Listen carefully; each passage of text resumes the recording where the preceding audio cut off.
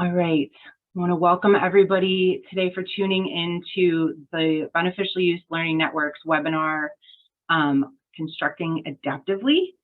So this is a 2-hour webinar planned by the Beneficial Use Learning Network. My name is Adriana Zita Livingston. It's my privilege to lead this interdisciplinary network focused on advancing the practice of beneficial use by sharing lessons learned and on the ground projects to really add to the shared understanding of this group of techniques referred to as beneficial use. We're really focused in this network on using sediment to restore marsh adjacent habitat. So it is a small sector of what is considered beneficial use. So I work for the Nature Conservancy here in New Jersey. Our beneficial use learning network began in New Jersey and Delaware and is now beautifully branched into New England and elsewhere in the Mid-Atlantic, and also engaged with some colleagues elsewhere around the country. So we're really excited for this effort and the success that we've had so far. So thank you for joining the webinar today. A couple of housekeeping reminders. Everyone is doing brilliantly at staying on mute. Video is certainly optional. The flow of our webinar today will be my introductory remarks here really quickly. We'll have a presentation by Dr. Ron Moen from Anchor QEA, who's an expert in beneficial use. And he'll introduce the topic of beneficial use and some guidelines for construction overall. So he's been involved in producing the national guidance that's coming from the Army Corps ERDIC. After his presentation, which will be about 25 minutes to half an hour, I'll introduce our moderators and our remaining expert panelists, and we'll have a discussion on the theme of constructing adaptively. So we have some questions that have been crafted to guide the discussion. We also encourage our participants to ask your questions. You can do so in the chat or by raising your hand. I will do my best to moderate and bring, call on folks to ask their questions if they want to come off mute, or actually read questions from the chat. So we'll handle that portion. I'll repeat those directions when the time comes. I would encourage everyone in the meantime to use the chat to introduce themselves. We've got about 30 participants today, so rather than a round robin, feel free to introduce yourself, your organization, and where you are in the world, or where you work in the world if it's not evident from your organization. So we titled this webinar today, Constructing Adaptively, intentionally. So this is an innovative practice with dynamic systems, and it's coupling the practice of dredging with ecological restoration. So we've added a complex issue to a series of other complex issues. And so the way to get through that is to have managed expectations and to remain flexible. And so while every project is different and the guidance that our folks will be sharing with you today is based on the ground projects. No two projects are the same. No section of a single project is the same. And so this is to get the conversation started. So beneficial use for restoration is a mechanism through which restoration gets done. It's not a singular practice. There's a variety of ways that restoration can get done. And I know Dr. Moen's going to introduce some of those concepts today, and we've discussed it throughout our efforts with the network. So there are really two very broad types of marsh restoration where sediment addition is involved. We can have projects where you expect vegetation to recover fairly quickly through thinner placement, gentler applications, kind of that flavor of projects, and others that are really geared around restoring habitat, rebuilding habitat, or converting one habitat type to another. And so I've asked our panelists, we introduced this concept during our previous webinar on designing projects, designing constructible projects, and we'll continue to hit on those themes today. So without further ado, I wanted to invite Ron Moen to introduce himself and share his screen and kick us off with his presentation. Thank you so much for being here, Ron. Thank you. Thank you, Adriana. I am going to try to see if you can see this. Can you see this? Thumbs up. Great. Well, thank you for this opportunity and for the invitation once again to be part of this panel. I'm glad to be here.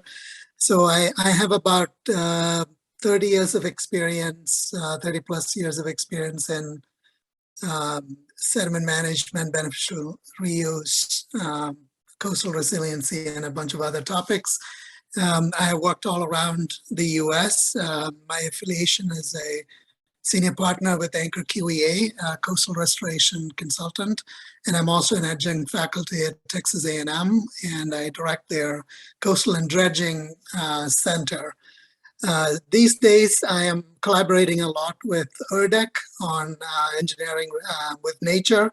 That includes beneficial use as one of the cornerstones. So as part of that, we're writing several guidance documents, one of which will borrow heavily from today on thin layer placement. And so I acknowledge my co-authors, Candice Piercy and the late Tim Welp, who's been a dear friend and the one that contributed significantly to the practice. We have other reports in the pipeline as well. There is one coming out the end of this year on the 7 Mile Island study. A lot of folks are familiar with the SDP, the sediment distribution pipe. And then we also have an Engineering with Nature Project Ideas Handbook that'll summarize the national scope of where the core different districts are headed in this space. So with that, let's jump into this topic at hand. All right, so Adriana gave that wonderful introduction. I kind of defined it here. This is from my lecture slides at Texas A&M where I introduce ecosystem restoration, and I say you can do it in multiple levels. One obviously is a marsh platform enhancement, which really is meant for coastal resiliency or protecting against subsidence of land, and that is best accomplished through a thin layer spray. We call it often thin layer placement when it is less than 12 inches thereabouts. And the main idea here is, like Adriana mentioned, so that the existing vegetation will survive and hopefully you don't need new efforts to revegetate the site. The new habitat creation, the pioneers on this has been the Louisiana folks, the Coastal Restoration Authority there, and they use bulk placement of material. And then that has been done in several projects around the country, notably near us at Poplar Island that we heard last time from Catherine Perkins, I believe. And that involves a different type of technique in the sense that it is really more like a navigation dredge material placement. And once that material settles and gets to the required elevation, much thicker placement, then we start, essentially reworking the upper surface, making it amenable for the tidal marsh to restore itself or through planting and seeding help in the future. So a lot of this is self-obvious in terms of the critical factors. I'm going to skip over this and go right to some of the example projects here. So I have a few slides here on different techniques. So this is the Poplar Island, the project we saw last time. And this is that one cell, which is a demonstration cell, and the initial concept. So this was really working with how a dredge material CDF or a confined disposal facility would be managed. So typically material would be pumped from two ends. In this case, typically from one end. In this case, we're doing two to help the marsh form through the natural deposition patterns of dredge material at the end of a hydraulic pipeline. So these are the discharge points. At the opposite end is typically the spillway. So the green opening here is now a tidal opening. Initially, it would be a spillway, and then varying landforms in between. The pool in front of the spillway becomes a mudflat habitat. Eventually, here in this case, we built up a habitat island for diversity. And then anytime you trench around these dike system, that becomes a primary marsh channel, and the interior trenches, the dredge material management sites, become the secondary channels. And of course, we design all of this using reference marsh systems, so we don't work against nature. So we look at the reference marshes nearby, the marsh surface area to channel area, and then we design these features. So this is a very modeling heavy, both hydrodynamically as well as geotechnically kind of analysis that I'm showing here. A more let's roll our sleeves and get to work approach in Deer Island, Mississippi. So this is the old Deer Island. This is a new site, and you can see this is hydraulic pumping and let the material settle, and the creeks form, naturally over time just through water drainage features, and then the seed over time, mostly from adjacent systems. And I'll show you a good photo of how that was done in the next photo. This is a project that we are now in 60% design and going on final design with Audubon, New York State Parks, and Long Island Save the Sound group. And this is a Sunken Meadow State Park in Long Island. And again, elevation loss issue. So here we is using, I thought this was a good picture to show, to give a multitude of approaches here. So these are channel functionality improvements. The light greens are the low marsh restoration through thin layer placement. The deeper, the darker greens are the high marsh areas. And then the black over here is the phragmites that are being removed and converted to more productive habitat. So again, this one is also, again, working with nature, figuring out where there's more of a preponderance of low marsh system to succeed over time. Those are the areas that are generally targeted for restoration. This is thin layer placement. This is in Brunswick Estuary, the photo I'm showing you. Right next to this project, the Corps did a project called the Jekyll Island project that some of you may have heard. So the big question there was what to do with containment. So we'll see this as we get to the end of the panel discussions on how we approach these projects through permitting. Containment is always a good thing to make sure the sediments stay within the area, but it can also be a bad thing because now after construction, we need to go and pull them out, which again tears up the marsh and creates additional impacts. So where you can avoid containment, that is a better way to go, or where the containment is biodegradable, that's again another choice. You can also play with the placement slopes. So dredge material typically run on 1 on 400 to 1 on 1,000 kind of slope. So where you can manage that from the inflow to the outflow, you might be able to get away with minimal containment. So the Jekyll Island project I mentioned tried to test out some of those, and the jury is still out, and the project is recovering pretty well. So more on that to come in later. A lot of you should be familiar with this. So this is the, I should back up and say, so in this Brunswick, we tested a number of nozzles, and there's a nice issue of Shore and Beach by our magazine by the American Shore and Beach Preservation Association that summarizes a lot of national projects with inlet placement and marsh enhancement in general. And we have used different inflow techniques to try to maximize the spray distance, minimize impact. And we constantly come across this issue of, is there something else we're missing? So researchers at ERDAC working with New Jersey folks came up with this concept, which is called the sediment distribution pipe. The configuration you see here is using the pipe itself as a containment barrier. There is another setup where the pipeline is elevated, and essentially it has a couple of intermediate discharge points as opposed to waiting till the end of the pipeline. And this is a report that's coming. So we analyzed the data, and what we found is there is definitely hydraulic sorting happening when you have these inflow points. This was more done sort of in the field kind of approach. So we are recommending a more structured study in the future, so we can really understand the the slurry dynamics and things like that. But generally, this worked very well.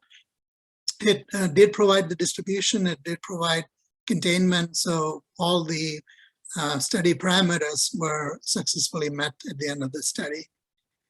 This is a project I wanted to highlight. So this is part of the massive Gulf Coast restoration process through the Restore Act. This is one of those projects here on Marsh, and it involves a perimeter dike. You cannot see that well under this high tide, but you can. What you see here is the Marsh platform that was actually generated using dredged material beneficially used. And all of this vegetation you are seeing is natural. So none of this was seeded or, well, it was naturally seeded. So it wasn't really artificially seeded or planted.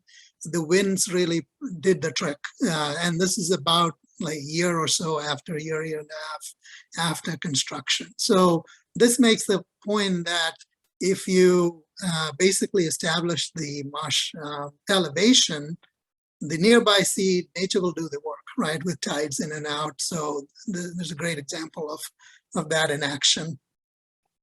And here's something where you can go, somewhere in between. So this is, again, a concept for Great Lakes. This is the Great Lakes Healthy Port Futures idea of providing these shore protection systems and then letting the water seep through these systems and eventually building up the sediments behind them, and then over time that converts into habitats.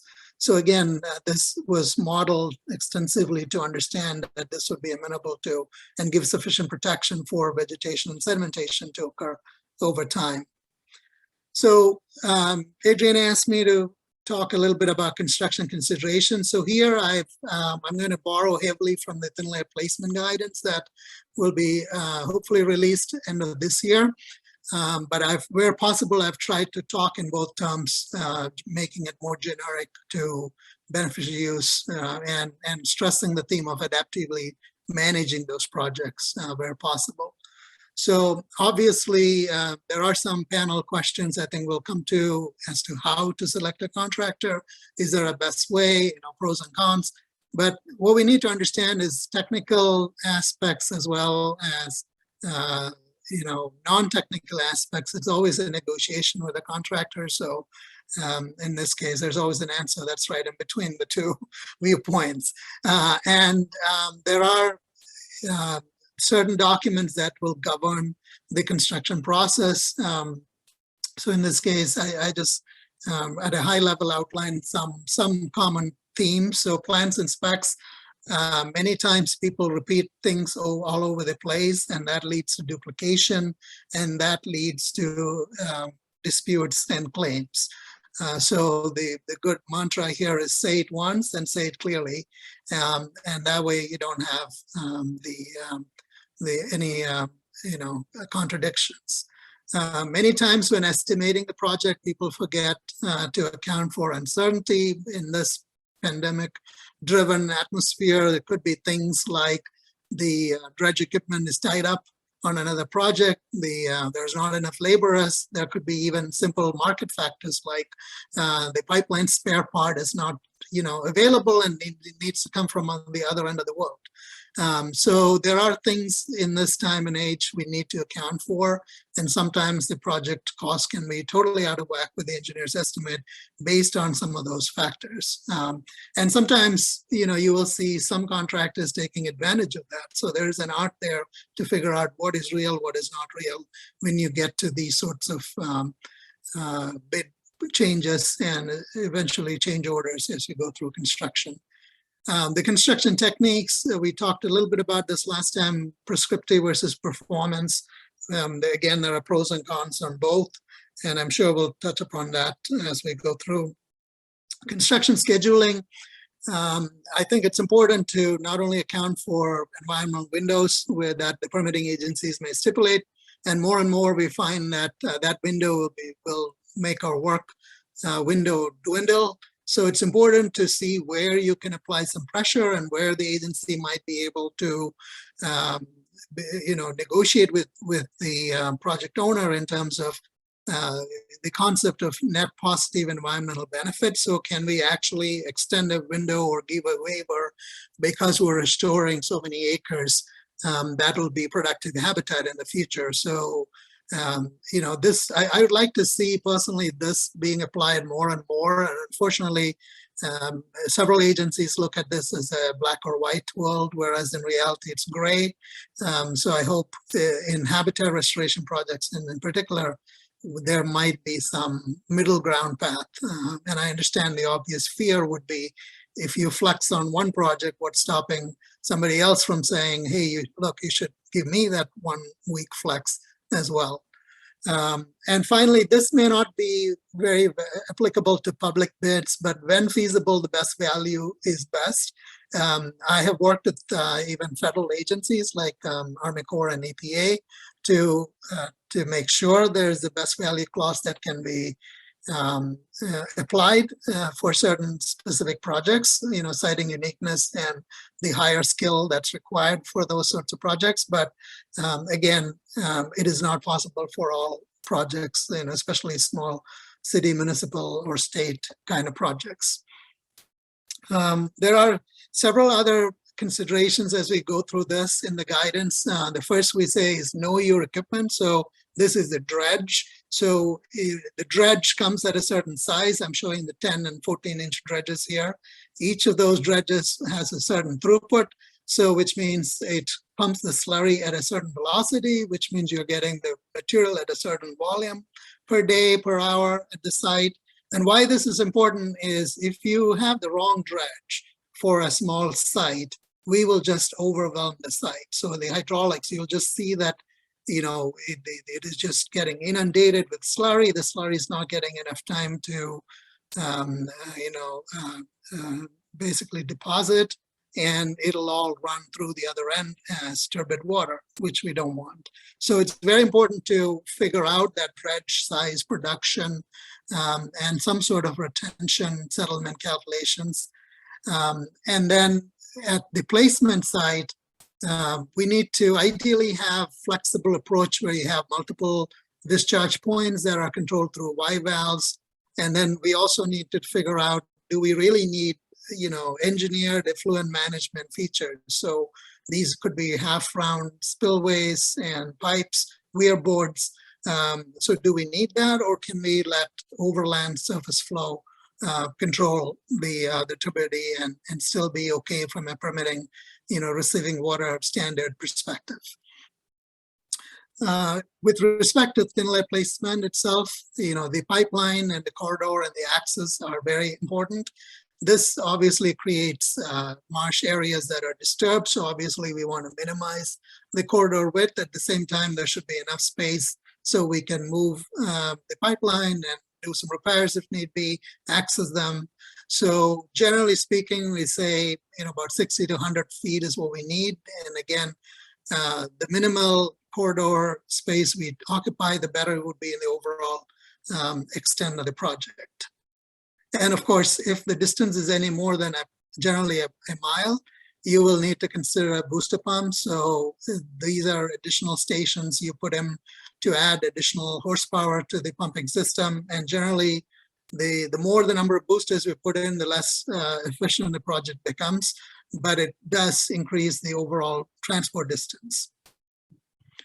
And then playing with the slopes, as I mentioned, there is going to be hydraulic sorting that is going to happen, and this has been evident in both thick placements and thin placements, and we can take advantage of this. So, in the case of a thick placement, the way we would take advantage of this would be you can use the heavier sandy kind of deposit, which would typically settle right at the point of discharge or close enough to that, to actually build the perimeter containment system. So if you're using a thick placement marsh restoration or creation project, rather than bring new material from elsewhere, you could use the sandier portion of the dredge material to construct the berms, and then you can move inland and use the finer materials to construct the rest of the site. So that's a way to address that. And again, the material type may vary from within the dredge template or the channel as well. So it's important to understand which part of the dredge channel do we get sandier material, so we can target those first when we are in this berm building process. So that may require constant monitoring and communication between the placement site and the dredging site as well. So some of the other considerations include, whether we work with the tides. Working with the tides gives us more play in terms of accessing shallower locations, and whether or not we have, single or multiple placement points or discharge points, or the more flexibility we have, again, with minimal moves, the better it would be. So those would be using, techniques like Y valves, and basically the amount of downtime we can minimize in the dredge, the more efficient our project and the more less costly it would be as we proceed. The graph here on the left is really a consolidation prediction program by the Corps. So when you are going at very thick placement projects, this becomes more important because we may get a lot of settlement. So it's important to not only model it, but also field verify it. And you can do that through surveys and other field verification techniques to make sure we calibrate the model real time during the placement thicknesses. And some of these are multiple year projects. So year 1, year 2 could benefit from, and year 3 could benefit from year 2 data, and so on and so forth. So some of these bigger restoration projects could well go into 5-10 year kind of horizons, depending on how the projects are planned and the acreage and how much materials are planned to be placed there. Poplar Island is a good example of a project that is well in excess of 10-year kind of time frame. With sediment deposition, we talked about this earlier. The guidance goes into the details of the different types of nozzles, whether it's end of pipe discharge and when to consider boosters or not. And sometimes you can also have a pipeline coming into a barge and then the nozzle sitting on the barge. So that sort of extends the placement reach that the thin layer placement is able to achieve. We have ancillary equipment as well. So I talked about trenching initially. The picture on the left shows a long reach excavator trenching. So we can have these other equipment, and generally for marsh creation projects, these are more important. Thin layer, we try to avoid these sorts of extra material moves. Again, anytime we move the material more in the field, it's more costly. But it's not atypical, especially in bulk placement projects, that you may choose to place the material in one end and use, excavators or low ground pressure equipment like dozers and other things, amphibious equipment, to move the material to get to that template, because you are probably planting those sites anyway. So disturbance of the ground is of secondary concern in those sorts of projects. Sediment containment, again, we talked about this. If we're doing thick placement, we absolutely will need this. So then the question is, do you build a minimal dike? So some of the considerations are, you go with the minimal dike with appropriate freeboard, generally 1 to 2 feet is what's recommended. And that's really the difference between the top of the berm and the top of dredge material placement. And ideally what we do is, the picture on the left is not really showing that, but in a typical dredge material site, once you form the dike in future years, especially on larger projects, you can, at the toe of this dike, you will get crusted material over time.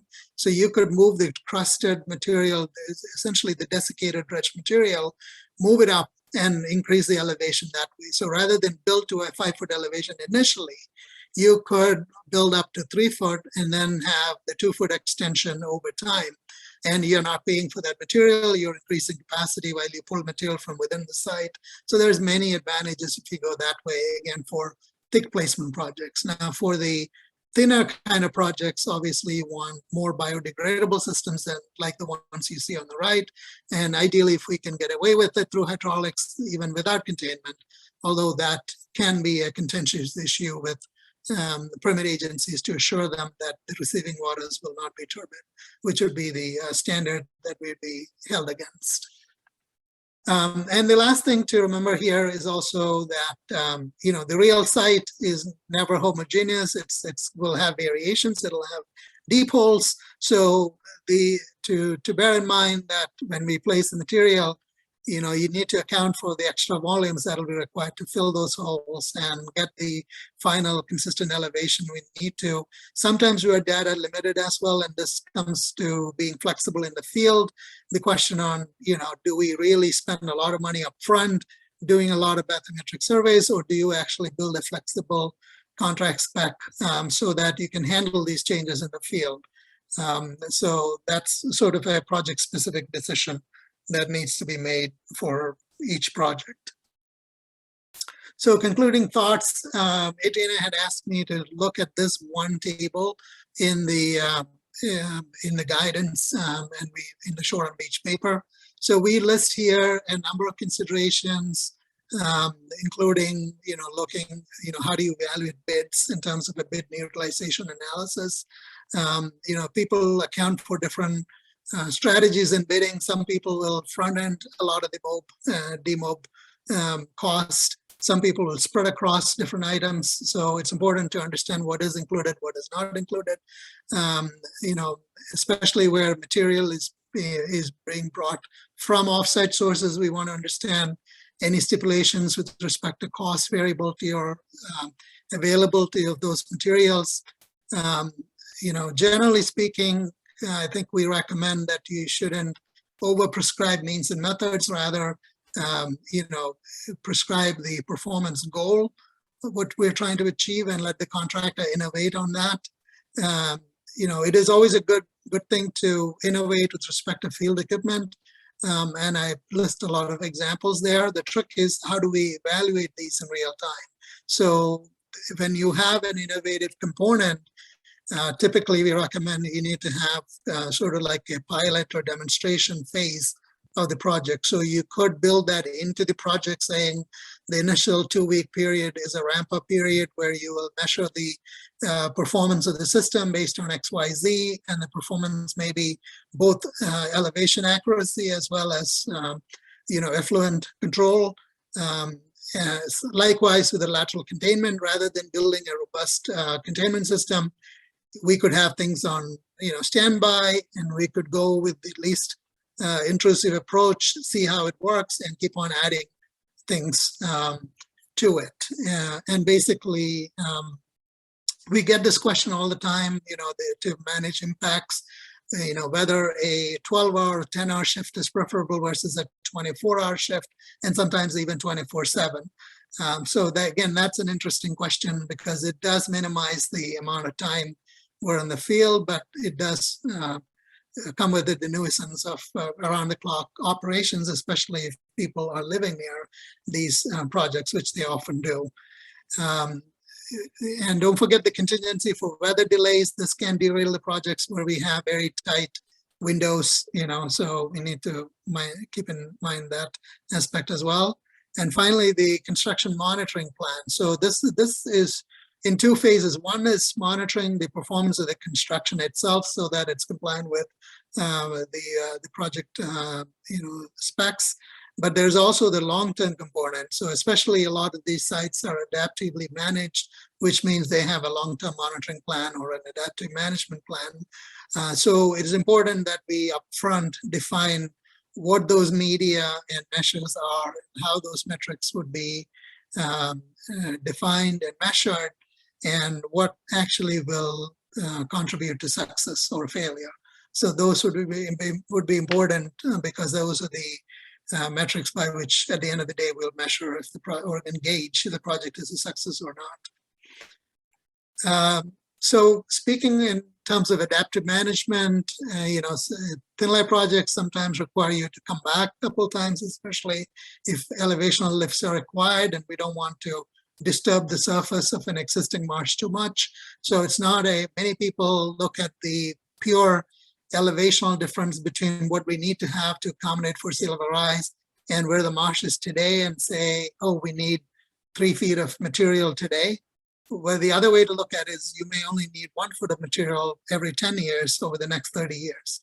So the marsh would naturally rebound in such an approach, as opposed to getting more aggressive. Sea level rise has its own inherent variability and uncertainty, so this is not a bad thing by any means to have that sort of a longer range plan, especially for thicker placement marsh creation projects. Definitely those would be multi-year. So again, we will need to understand, how that consolidation would work, and especially we will need to understand the existing native sediment, even to deeper depths, sometimes as deep as 20, 30 feet if there are consolidating clays and other soft materials at depth, because otherwise our marsh elevation targets would change over time, and that would be important to quantify because otherwise our habitat would change post-placement.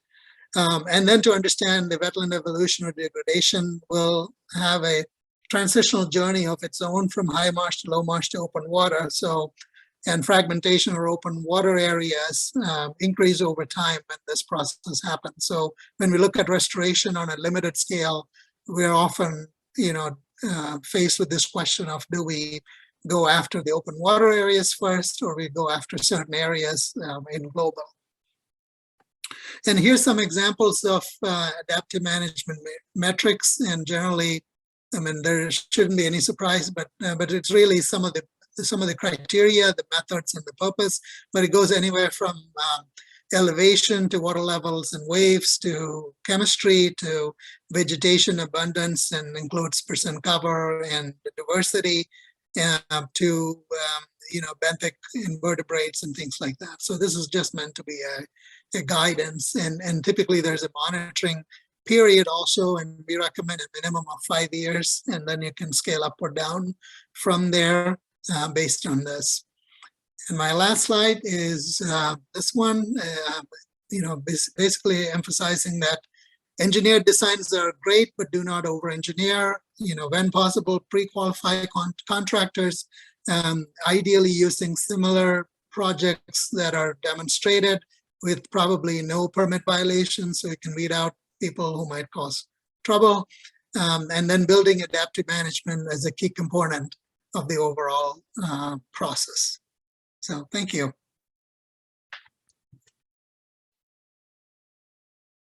Thank you, Ram. That was a ton of fantastic information that I'm half inclined to just have our panelists react to you, but I'll stick to the structure I set out for everyone.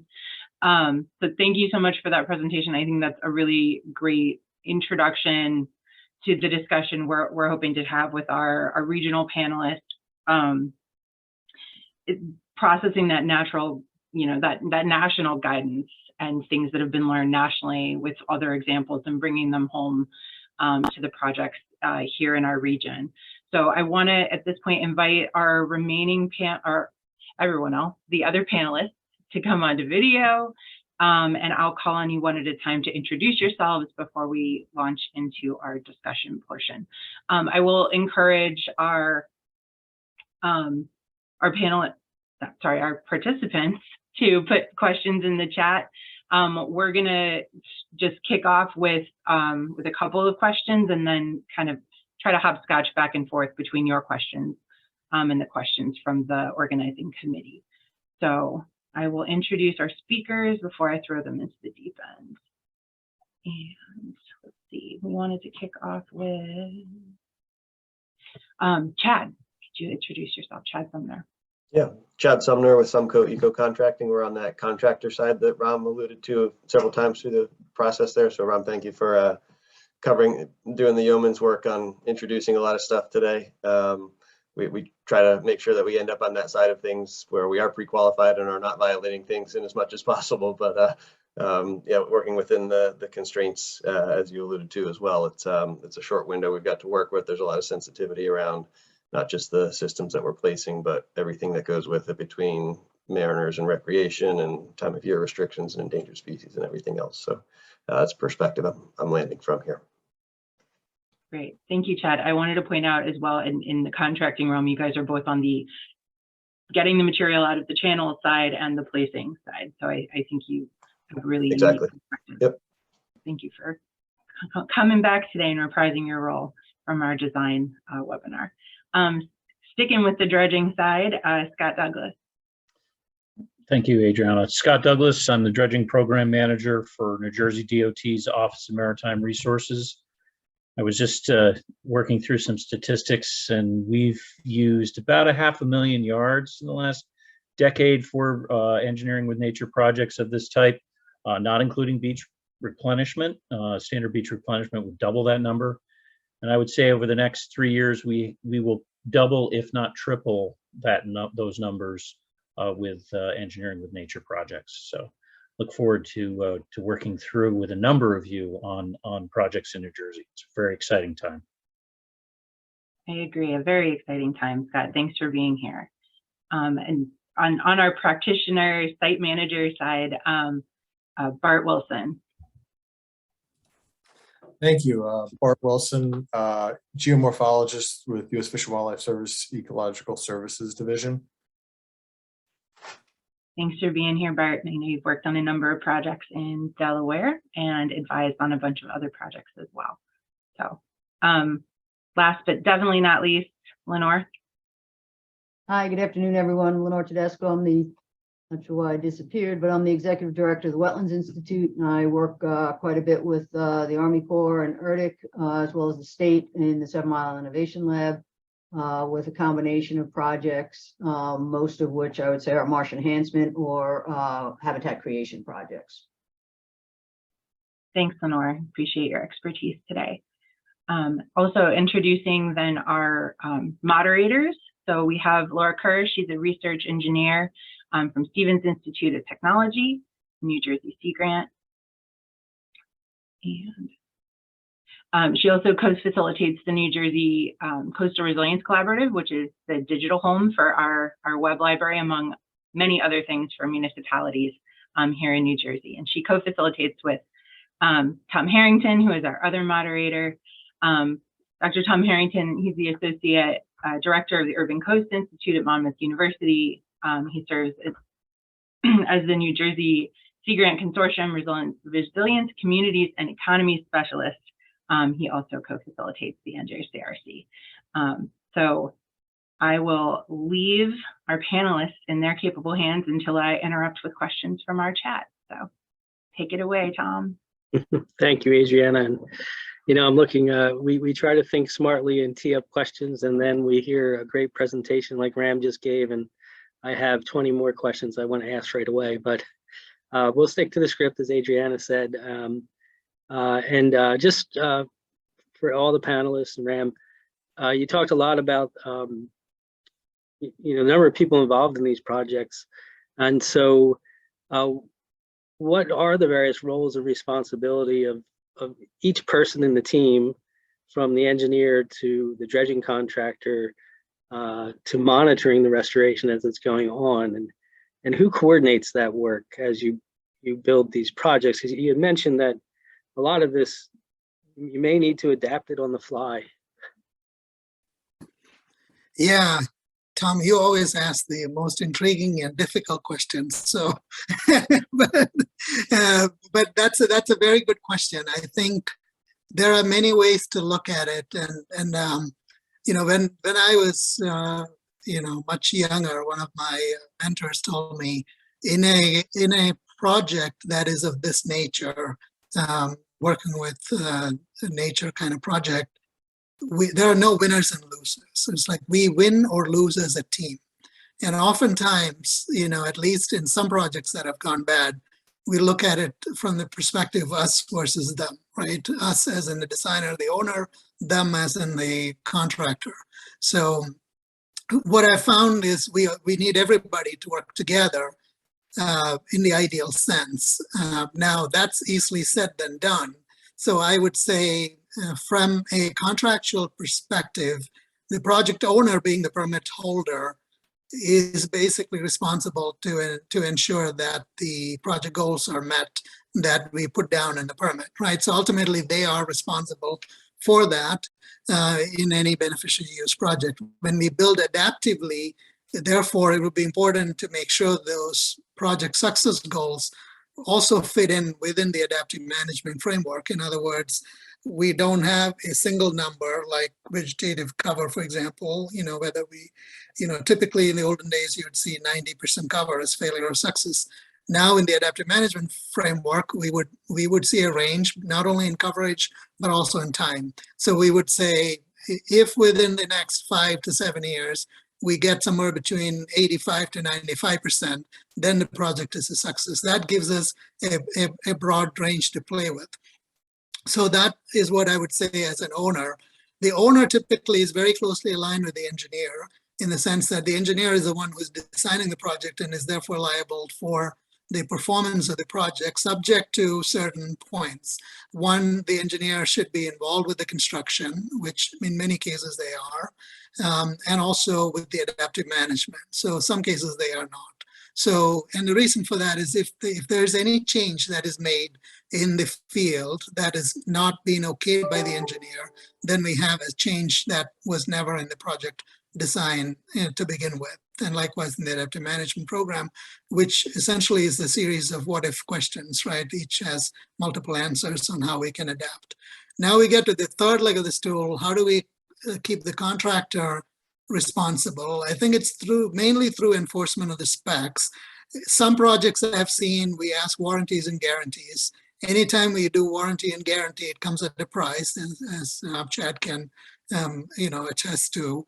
So the question is, do you really want a contractor to do a best job without really holding them to guaranteeing something for a certain number of years? And we fix the guaranteeing part through adaptive management, which I personally am a proponent of. This is going extended warranties, I should clarify. The standard warranties apply with any plants, if you go into that range. But beyond that, I think the contractor is sort of, unless we find there's an issue in the contract performance of construction itself, I would say the contractor has done his job, and then we fall into this adaptive management mode.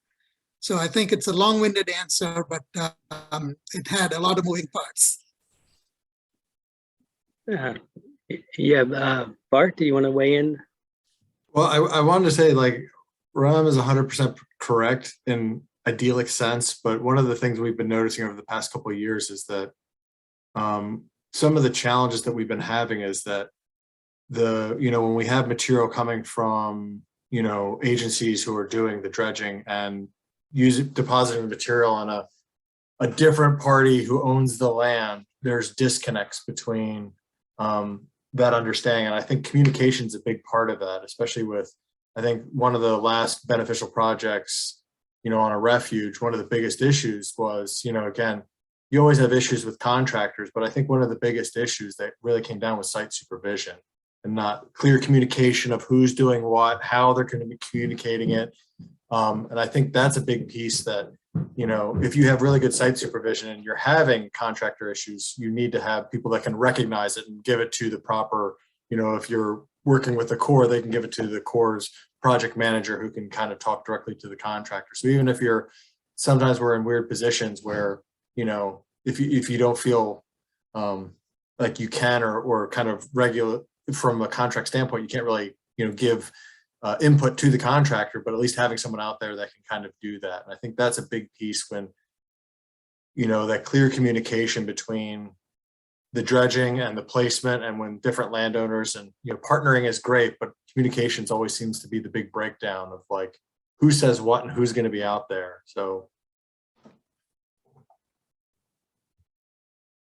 Right. Chad. Yeah, I mean, I think from the contractor perspective of things, and particularly with these projects where there aren't decades of experience to draw on, where even as an engineer and owner trying to prescribe what needs to happen is a challenge. And then you get out there and within the context, particularly if you're in any sort of low bid situation, whether it's a pre-qualified or quals-based selection, regardless, you speak to engineers and they'll tell you that 5 pages is what they need you to do, and 395 pages is the defensive engineering for the bad contractor. So, we're walking that line as well, where we want to be competitive from a price standpoint, but it's hard to clearly prescribe some of the scope when you start getting to some access considerations, and particularly that concept of, in this case, where the discharge and how things stack up depending on material type and where they stack up, and if we need to adapt either the placement or whatever it might be. So, I guess echoing some of what Ron was speaking to in terms of methodology being discretionary, but yeah, certainly we're building in some degree of contingency when we're pricing that, because we got an idea of how we think it's going to work. We also have full expectation that we're going to need to adapt how we approach some things as we go through it. Ideal contracts are ones where we have an alignment with all project parties and there's a partnership approach to it. Some of that is what we can bring to table. Some of that is an understanding from both the engineer and the owner that nobody writes a perfect spec, and that there should be some contingencies associated with the project to cover some things that might come up along the way. Yeah, we've got stuff to offer. If everybody else does as well, then we can make it work. Great, thank you. Scott or Lenore, any thoughts or? Yeah, I'll throw something out. I think that experience goes not only for the contractor side, but also for the owner side and for the land manager side. That we are in a very early stage of this, and every project that I've been involved with so far has had a huge learning curve, and I don't see that plateauing out. If we double or triple our volumes over the next couple of years, we're probably going to learn a whole lot, and maybe we'll get sort of towards that point where we understand what we need to do, who needs to do what, and to get that into a clear spec. But we all need to be a little bit patient with this process as it moves forward. It's a noble thing we're trying to do, and I think it's worth doing, but we're going to have to be patient with each other as we go through the learning curve on all sides.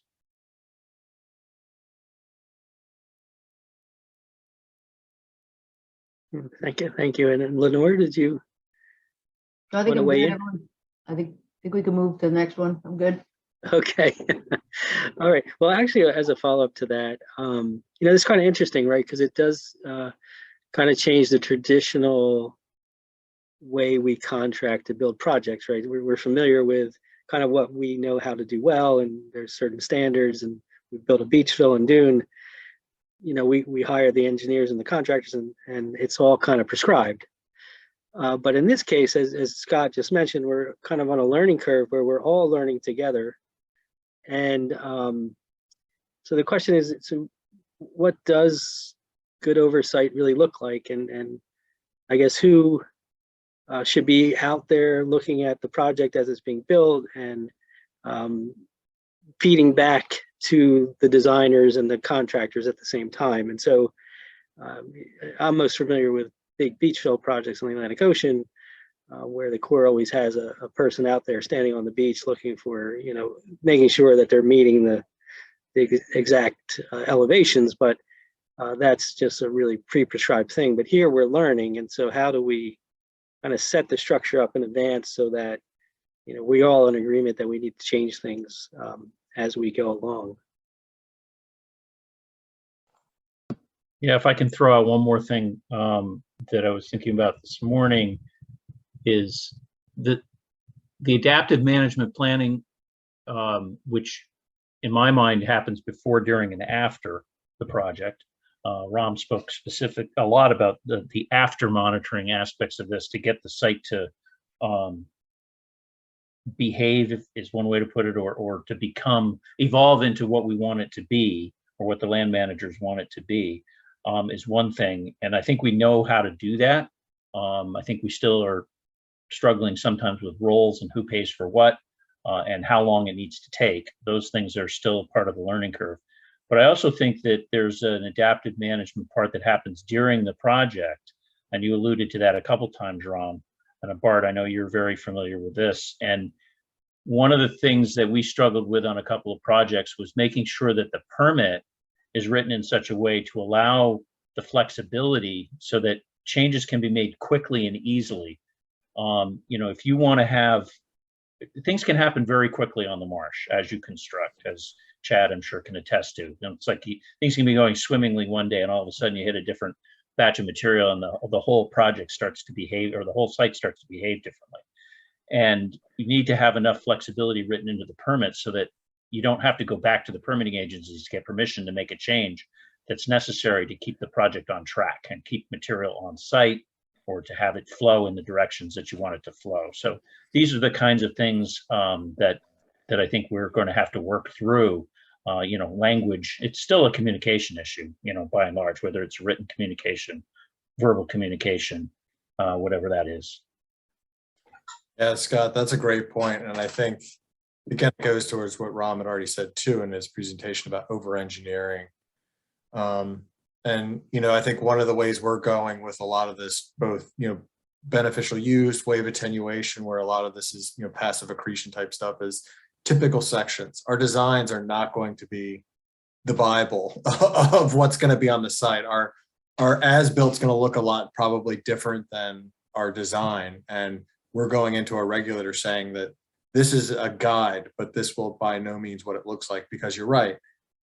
Variations in quantity, you hit different materials, you need to kind of adapt. And I think that's a huge part where, so when we go into these projects, again, it's everywhere. We're using ranges, typical section, not to be, we're kind of using all that language. And I think that's where we need to go with this. And I think there's an uncomfortable level to that, but some of that is kind of taking the regulators with you the whole time and really saying, well, this is why we're doing this. We're not doing this because we're trying to hide and we don't know what we're doing.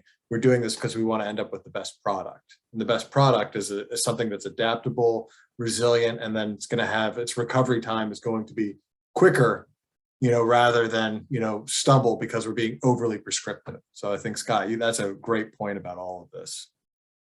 If I could just say something, I think a key to how do you know that's happening? The adaptive management in play while you're out there, and I think that's the key is who's on the ground, because you can have the engineer on the ground that kind of really understands whether the flow rates are what they want to be or what they plan to be, but you really need somebody else that's also thinking about it from the, am I getting towards the ecological expectations? Effluent management is a great way to think about this. I really look at these sites as you're placing water that happens to have some sediment in it, and managing that. Every project I've been on, that has been the biggest challenge, the biggest thing to adapt to, the biggest response we need is water started going where we didn't want it to go. Things started going in different directions, and understanding when that's okay and you're going to watch it for a while, and understanding when you need to make an adjustment and a change. And I think that that takes a combination of folks, and that the communication piece everyone is talking about, and watching and learning what's going to happen. And I think a key that does feed right back into the design plan is that the best design plans you can have are ones that account for these things that they're going to happen, right? You got to start from that side of the equation in my mind and say that, I'm going to have a range of responses, what's the boundary of what's okay, expectable, allowable, good, frankly, for the ecosystem. And when do I start getting into the gray area where I think I got to make a change because I'm getting outside of what I think is good, allowable, acceptable, whatever words we want to use from that. I think that's really, really the way to think about it. And I feel like we've been fortunate in the 7 Mile Island Innovation Lab to have a little more leeway to test concepts and ideas, because we are monitoring them and tracking them and seeing what the outcomes have been.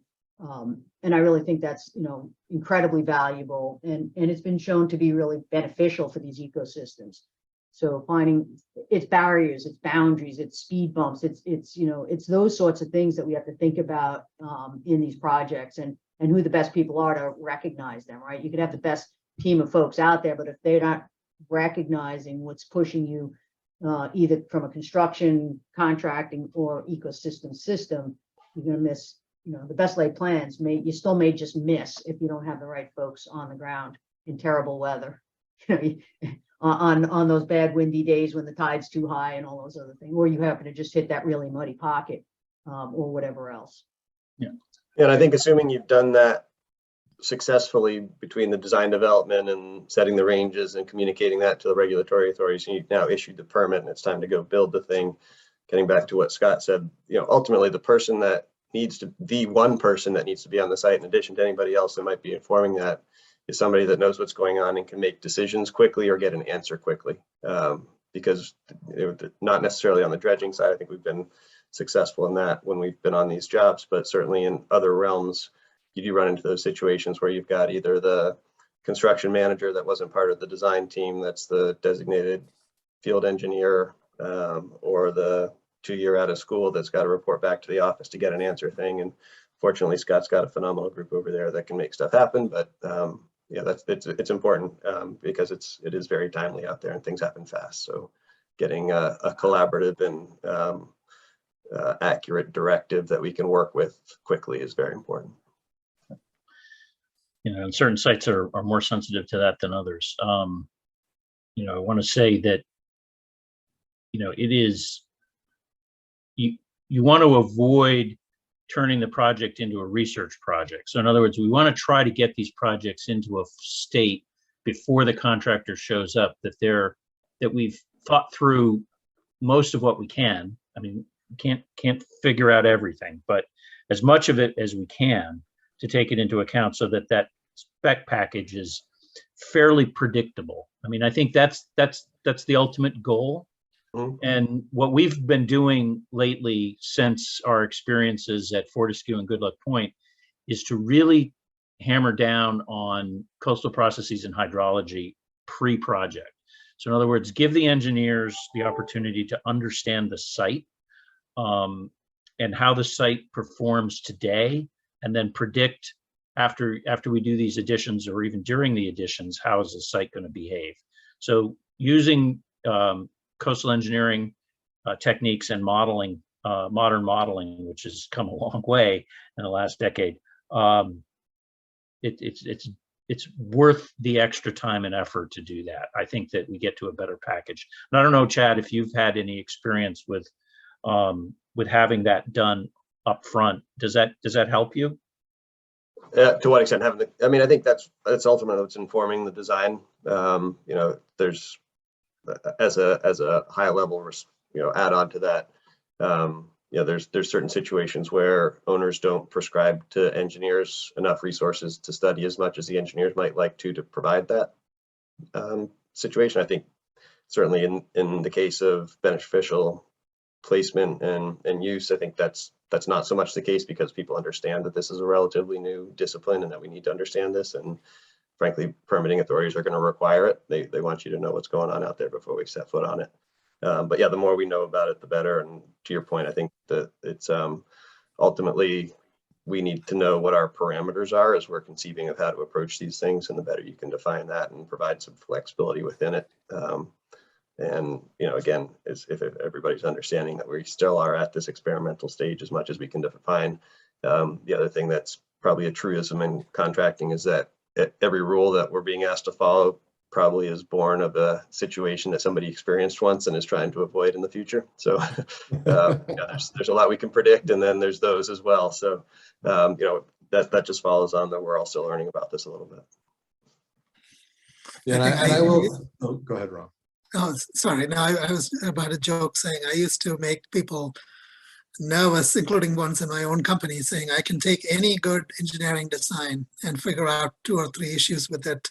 And Chad, it goes back to your earlier point that there's no perfect spec, you know, package. And the difference between a successful and not so successful project is that you had a good contractor and you worked through the issues as opposed to you didn't. You know, the couple of other things I'd mention is, you know, I think Bart mentioned the third-party oversight issue. Like if you have a refuge and then you have a Corps managing it and then you have somebody else as the engineer, that's where communications can get a little muddled. You know, the timely communication is important because the contractor sometimes is waiting in the field for direction. So sometimes it's as simple as measurement and payment. That's not happening, you know, and then you have sedimentation or erosion. So how do you figure out whether the contractor put material in the template or they underplaced, you know? So there are issues that are very much gray area issues. And then on the other side, you have to balance that with not actually directing the contractor when the specifications are clear. So they should have some freedom in how to perform the work as opposed to engineer kind of mandating this is exactly how you shall do the project. So again, some of the other nuances with this. And by the same token, Rob, I mean, we will have seen the projects that we've worked on. The high degree of likelihood is someone, certainly yourself, would have seen a lot more. So without being prescriptive, if there's a means to collaborating and the techniques that you know, ultimately we all want to make it successful. So we're open to input on that stuff as well.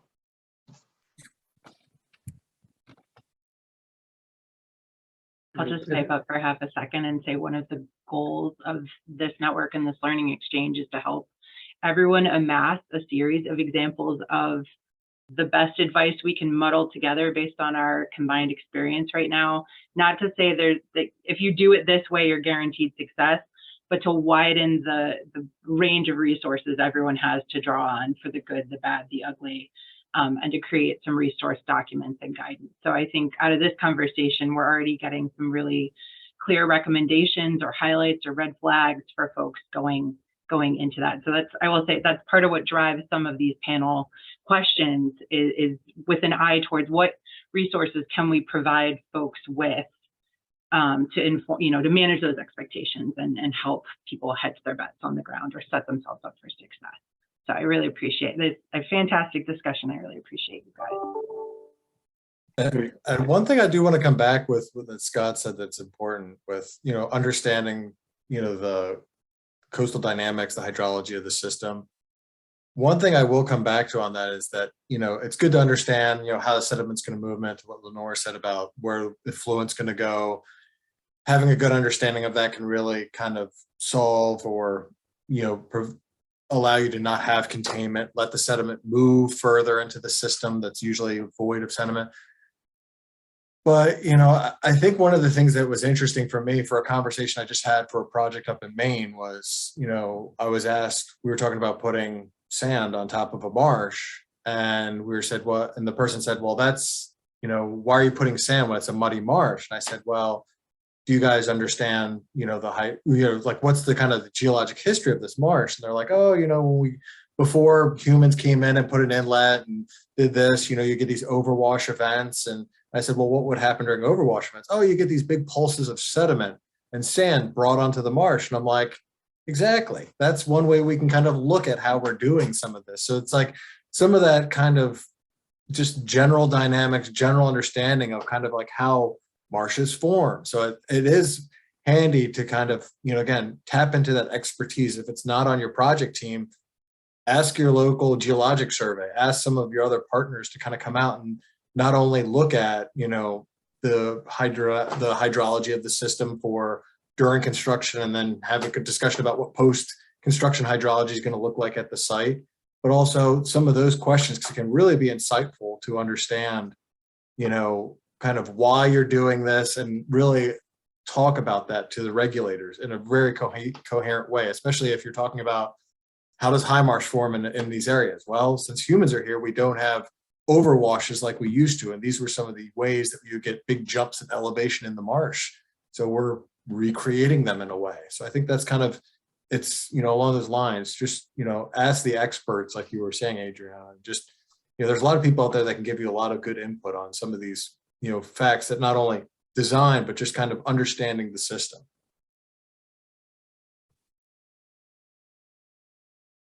So I had my hand raised. I wanted to take the opportunity to ask one of the questions that I received via chat, because it's in the vein of using natural hydrology, working with the systems. And then I closed my window. So Dr. Judy Weiss sent this question via chat. She said, specifically for Ram, but I think several folks on this panel will have insight to this. So I heard about a process used in the Netherlands where they dredge up sediments, move them to the site needing elevation, and put the sediments in the water in front of the marsh, and then let incoming tides move sediments into the marsh so that they come up gradually and don't bury existing grasses. So she asked if we're familiar with these types of techniques and what we think of them. So I have my own exciting input on that, but I will hand it to the panel of experts I've assembled. So Ram, do you want to take the first crack, and then I'll invite others? Sure. So there are two techniques that we are following the Netherlands on. The one is, is called the sand engine. So this was actually applied in The Hague in the Netherlands. So this is a concept of introducing the pulse of sediments offshore within the littoral area, so that the littoral drift will carry it downdrift and eventually nourish the beaches nearby. So if you Google sand engine, The Hague, you will see it. The results there have some wonderful pictures of how the the system moves over time. I think they had about 5 years of aerial imagery there.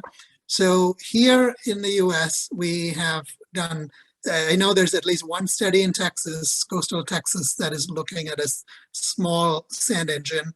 There is a variation of that, the Dredging Research Collaborative, or the predecessor to that, the Healthy Port Futures, worked on in the Great Lakes, and Anchor was a partner to that. And that was really this concept of the project I mentioned, like where you have those breakwaters offshore that are meant to be like filtering systems for sand near shore and creating those habitats. So there's a variation of that where you put these headlands into the Great Lakes shoreline and then let the sediment distribution in the Great Lakes essentially convey that material. So there are at least those examples, and there may be other ones where people have tried, and each with its own lessons learned that I can discuss offline if need be. The specific question to strategic placement of sediments, which is what I call it, which was really what the question was referring to.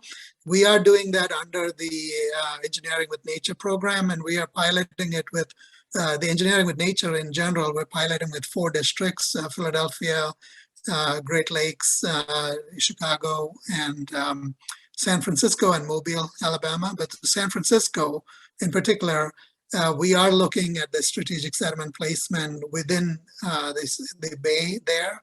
So the idea is there are 2 concepts. One, you can place it closer to the marsh and let the tidal flows and the currents carry the sediments into the marsh areas, which seems to work, at least based on modeling. The other one is really introduction of these sediments in the, further upstream in the channel, and then let the tidal currents carry it to wherever they will end up carrying, which typically are sediment deposition areas like marshes. So that also shows very promising results, at least from a numerical modeling sense. And I know the San Francisco Corps of Engineers district has a 1122 BU project, which is specifically going to pilot one of these. So that'll be another project to keep track of. Yeah, if I can just add, not sure why my video's gone. So I know one of the 1122s in New Jersey by Harvey Cedars did some of that that the Philadelphia district did, put some sand in the littoral zone just south of Barnegat Inlet and had it reattached by Harvey Cedars. So there's another example there, and I know Arctic was monitoring that as well to see how well that worked. So I think there's another example. One of the interesting things we saw at the Gull Island placement, that was an unconfined placement for marsh elevation enhancement, is the sediment. We did allow the sediments to move into the tidal channels to redistribute, and with the hope that at high tide we would see those sediments move up onto the marsh so that we could use the tidal network to spread sediments much further. So kind of in the reverse direction. The original thought was we could put it at the mouths of the tidal creeks and have it move on to the marshes. We ended up with the other approach, and we actually found we had very little material actually did move up onto the marsh. And our assessments of that is most of the material was moving in the tidal channel, and when the tides got high enough to push it up onto the marsh, that drop in flow velocity had the material really just stay out. The bulk of the material was staying in the channels. So we had actually very limited movement of material up onto the marsh in that particular scenario that we were kind of seeing. Again, we're always trying to get material further spread from your discharge point of a pipe end. So we were less encouraged with that in that application being something we could do. So I'll say we've done a couple of these projects in the Delaware already. In 2008, when they were dredging Mispillion Inlet, we had them dredge the approach channel, and it was very mixed sediments. So we actually had them open discharge on the beach face so we could recover the sand for a horseshoe crab habitat, but while keeping the mud within the littoral zone that was up from there, feeding up to some of the creeks up to the north of there. So, and then in Prime Hook, when we did that project, placing beach sand, but they would come through muddier pockets. So when they hit those muddier pockets, we had them place that material and have it self-sort on the back barrier. So all that mud, additional mud, actually went into the interior system and then fed through the hydrology. And I will say, to Lenore's point, I think we've seen this in other areas where in areas where we have anthropogenically influenced hydrology on systems, in theory, placing mud in some of these systems eventually would reach the platform. But again, in areas where you have a short circuit, the mud doesn't really, it's only short-term deposition in the channel and then gets pulled out. One of the things I want to try to start working towards, and again, this is going to be that crazy factor of nearshore placement ahead of storms, because that's the way to get this material into the marsh, especially the areas where it's hard to get it into the back barrier zones. So that's where we need to get into a position of, again, you're going to have a big storm coming. Again, this is the tough part, because you're also planning for, okay, storm season's coming in September, or October. Let's start doing some placement in certain areas on the platform, near channels, whatever, knowing that once some of these nor'easters come in, that's going to be the energy to kind of force this material into the marsh to the back barrier areas. Again, there's some gamble on that if you don't have any more nor'easters for a while. But I think those are the type of things that would be interesting to try to start working towards. Again, using the hydrology, using the natural processes to kind of force material into the marsh areas and then let it kind of redistribute itself that way, within reason. So you want the contractors to run into a storm instead of away from a storm? Is that what I just got? Just ahead of it. Just ahead of it. Just ahead of it. Just ahead of it. Yeah, Just we're checking. down to August. We can dredge in August now. Yeah, We've pump been like doing crazy a in lot of August and running the September past ahead couple of of days. nor'easters. It's actually funny. Scott just leaves the call because that's, carry on. I was going to say, it's funny. We talked exactly about the same thing with San Francisco. In one of the calls, people were like, we should have the dredger dredge in place during the storm. And I said, good luck with getting bids for that.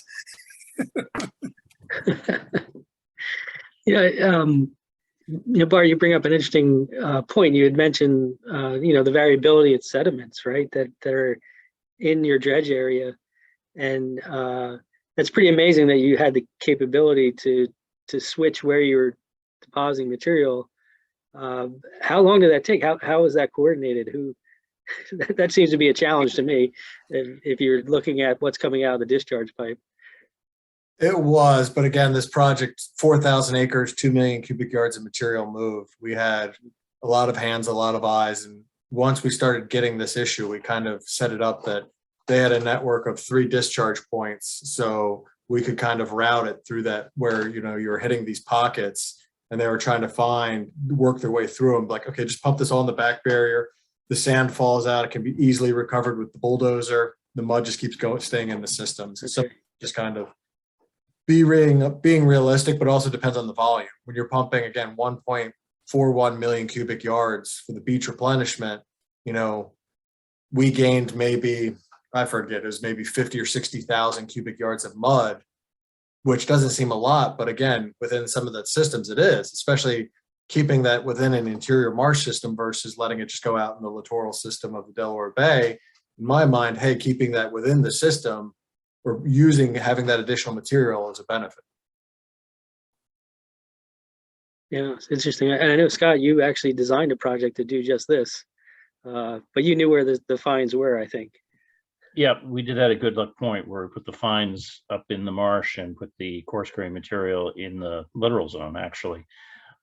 Just so, to add to the mud motor discussion, we have just sent a paper into American Shore and Beach for review on the Good Luck Point Beach berm project. So I think that'll be interesting for people to look at, just want to see New Jersey. But the one thing that Bart said that I think is important to keep in mind is that we've done a lot of relatively small projects. And although small projects are good when you're starting out a program, they do have limitations, and the sensitivity that you have for mistakes is smaller, the smaller the project is. If you only have 15 or 20 dredging days to do the project, you don't have a lot of time to adaptively manage. And so it may seem like there are problems that are larger than they would be on a larger project. It doesn't necessarily scale that way. In fact, I think it goes the other way. You've got a lot more time to make a decision when you're pumping 1.2 million yards. I hope to be doing a project of similar size in Cumberland County next year, Bart. And when we do that, I think we're going to have a lot of opportunities to be able to adaptively manage, and everything doesn't have to be done you've got days instead of hours to make decisions that influence a smaller percentage of the overall project. That's all I'm saying. And the one thing I'd add to that is when we're looking at the thicker marsh creation projects, it is still important, especially the bigger projects. And in those cases, we have to almost recommend tracking the material barge almost like daily to figure out, is it mud, is it sand?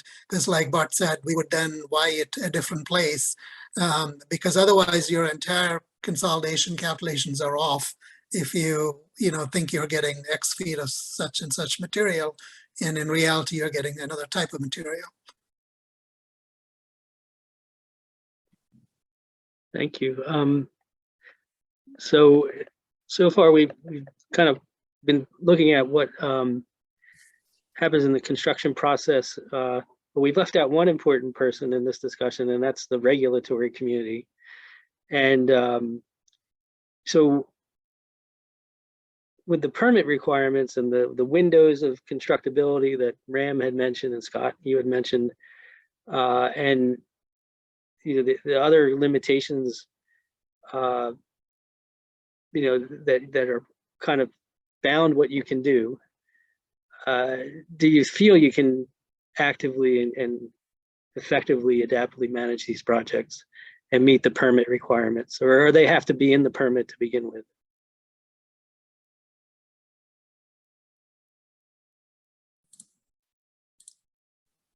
Or not? Hey, Colleen, do you want to say? So I'm Colleen Keller from DEP, New Jersey DEP, regulatory. So it's an interesting, we hear this all the time. I'm struggling, I'm taking notes while we're talking because I want to try to figure out how to build this in to rule changes. But my concern is, I like what Lenora was saying, is that sort of do your homework beforehand, anticipate what could potentially happen and include that in your project description. Our concern is that when a project is happening, if there's something going wrong and they pivot and then they change the project drastically, it gets outside of their project description that we issued the permit for. There's always emergency authorizations, which, if it's we're only supposed to issue those if it's a threat to potential loss of life or property. But, communication is key. If you reach out to the regulator and say, this is what's happening and this is what we want to modify in the design, then I think if it's reasonable and there's information to back it, I think that we could consider it and potentially maybe modify the permit to sort of after the fact legalize. I don't know, I'm thinking out loud. I'm not giving any authorization for that, but so we've struggled with how to deal with adaptive management. A lot of times it is necessary when you're out there doing the project, but at this point, we would prefer that sort of plan B is built into your permit in some way in your permit application so that it's in the permit and we're anticipating a potential pivot, in your design, but that doesn't always happen. So, it's a challenge.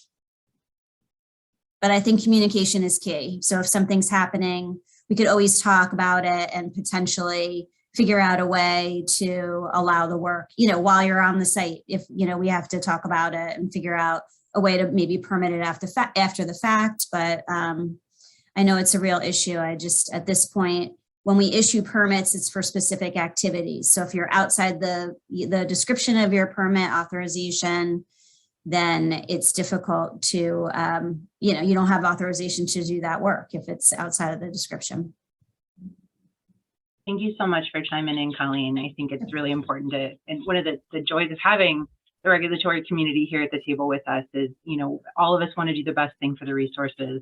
And it's just figuring out how to navigate our various constraints, and where we can stretch, let's stretch. So I think it's great to hear that we can have like maybe plans A through C in that project description and call you guys if it's plan F all of a sudden, those kinds of things. Yeah, I Great mean, to are there have an any, ongoing convo. Go ahead. are there anyone from other states on the call or? There are. So we go like New England all the way down to, I want to say Maryland, Virginia, and it's been a wonderful kind of expansion. I think that also complicates the regulatory space, right? So you guys have been remarkably receptive to these concepts and engaged in these conversations here in New Jersey and in Delaware. And I think what we may be seeing from other states and the interest from other states is learning from the flex and not just the experience and the project results here in our region, but also where those flexibilities have been created so that as they consider these types of practices that may not even be permitted in their state, you know, seeing you guys as leaders and as examples, though everybody's red tape is different. So there's no perfect solution, but really appreciate your voice. Suzanne, I see your hand. Speaking of other regulators.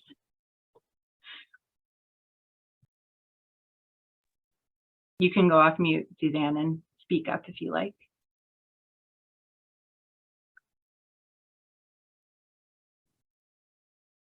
Maybe I can unmute you. All right, you're off mute, but I don't hear you.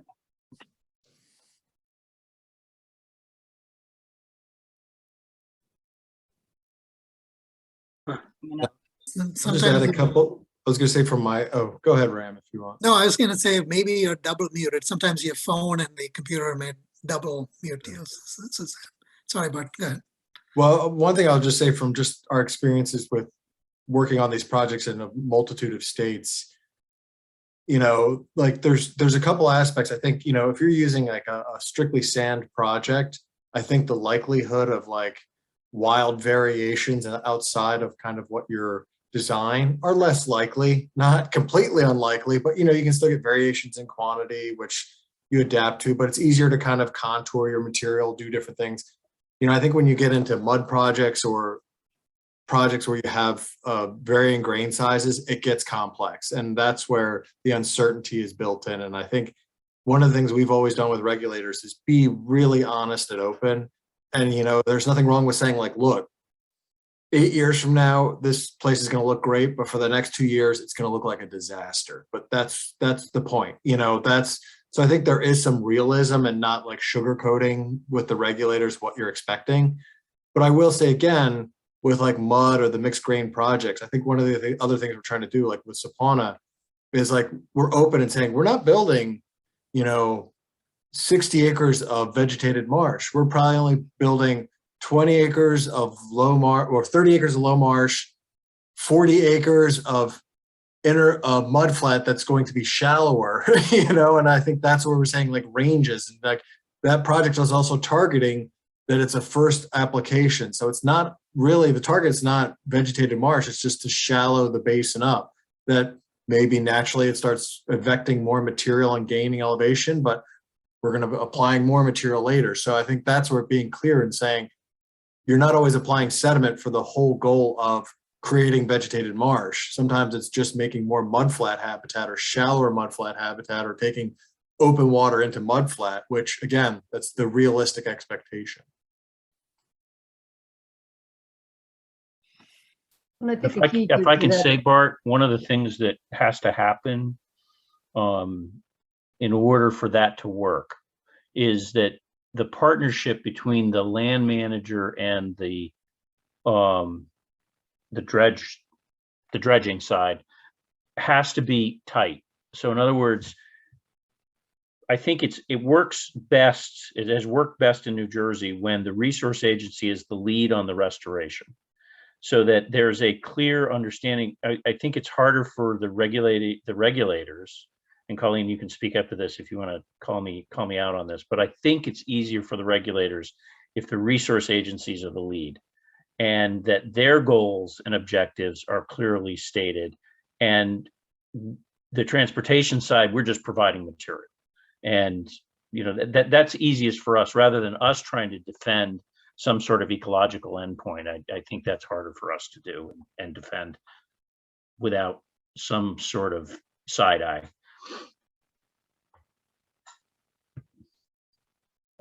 Could I just throw something in about the shallowing the mud flats and things, and to Bart's point, or even just given a little bit of lift, you know, that this elevation lift, there's a lot of ecological value to shallowing those flats. And I think to the extent that that's identified as, you know, right, we know it's a transitional step, you're trying to get somewhere else, but there are intermediate values to these habitats. And I think I would love to see folks starting to talk about what they expect the habitat to be in the first year. Well, not much. In the second year, and then, you know, it's a trajectory and an evolution, right? We tend to talk about our goals are going to be to reach a certain point, and then we expect that trajectory to change over time in a downward direction. I think Ram even pointed that out, right? It's going to evolve from high marsh to low marsh to flat.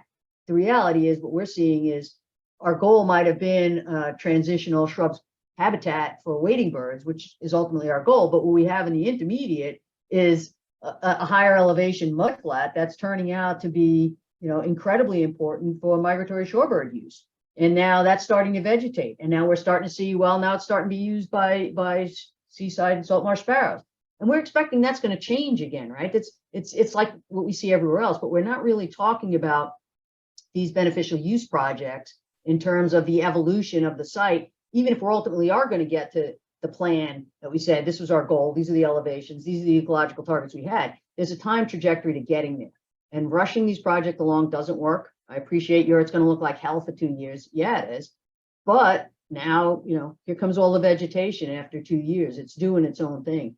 So I think thinking about these projects more in terms of a range of what you're trying to target and get to, letting Mother Nature sort it out, because I don't know, you know, I know I'm going to have hydraulic sorting. So yeah, I ended up with more sand over here that was a little higher, and then I ended up with mud over there. And oh, I forgot that the underneath was going to subside at different rates. And all those other things were going to happen to give me a mosaic of habitats that I had a goal for. And I may or may not have gotten exactly where I thought I was going to get. But in the interim, things are progressing, and there's a lot of function in that transitioning habitat landscape we just created.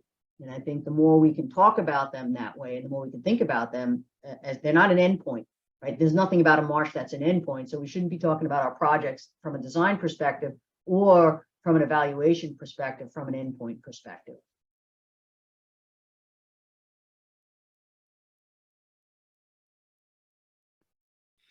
I think the other point we see is how do we address competing habitat demands?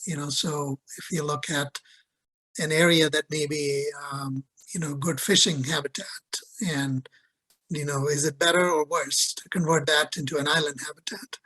So, or a wetland habitat. I think that's where, in this context, within the beneficial use itself, it's a bit muddy within how permit agencies, because even within the same state resource agencies, 3 groups may have 3 different preferences on that. So that's something we see commonly. And then the other one is this, I think Bart summarized it very well, and you did too, Lenore and Scott. There is a benefit to this in the longer term. We all recognize it. So can we make a convincing argument to the regulator that this is not a traditional dig and haul and dump kind of project, and this maybe benefits a separate kind of permit window waivers and things like that. And the other thing also I see is sometimes the environmental windows may push us into another year.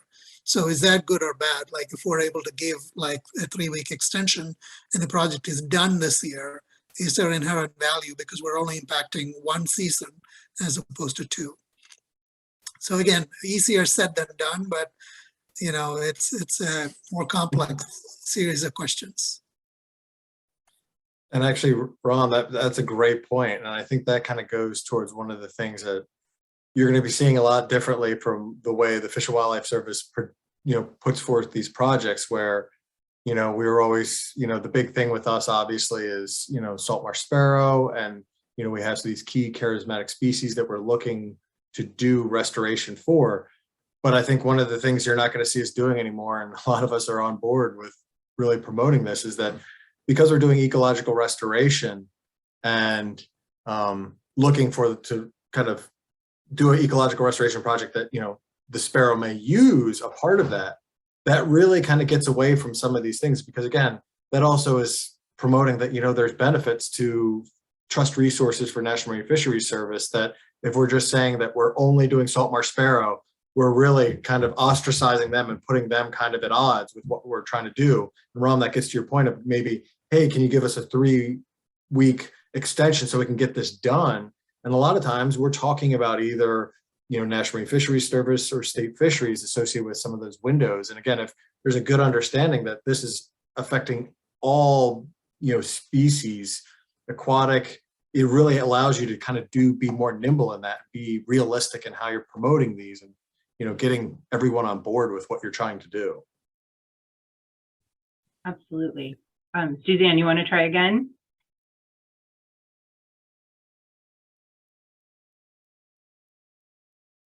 I still can't. I'm so sorry.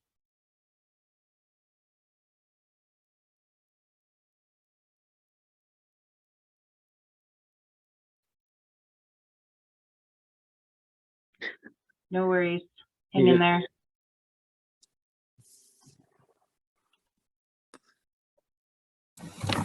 Oh. There we go.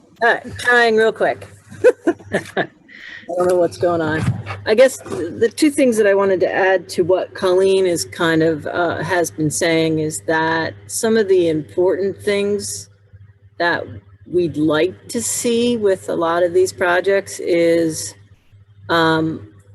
obviously a robust adaptive management plan, and and that be tied to monitoring, because that gives us the ability to kind of, as Colleen's alluding to, pivot a little bit quicker if we've looked at that adaptive management plan and we can understand what that pivot may be and how to best regulate that activity.